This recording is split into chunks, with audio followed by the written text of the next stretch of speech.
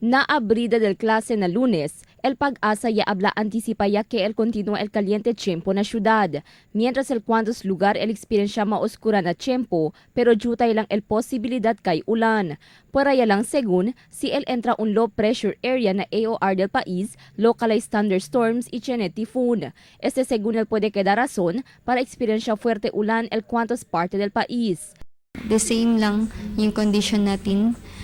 So, that would be next week. So, consistent muna yung partly cloudy to cloudy skies unless magkaroon ng weather system.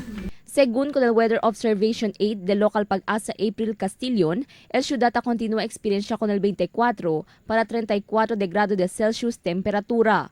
Por eso, aviso del Pag-asa con mga estudyante, amo para lleva paaman paypayan y toma bastante agua a ver evita dehydration. Lleva también según paaman payong y kapote en preparasyon si en tal caso mantaliti o kay ulan na mga siguiente semana.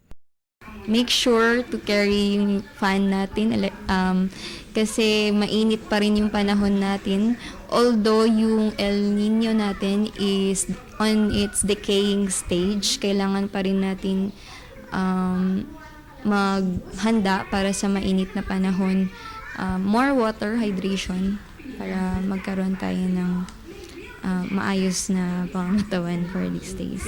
Además, reitera el Pag-asa que esta pa siempre el efecto del weak El Niño, aunque anuncia ya con el principio de la Niña na cuantos parte del país.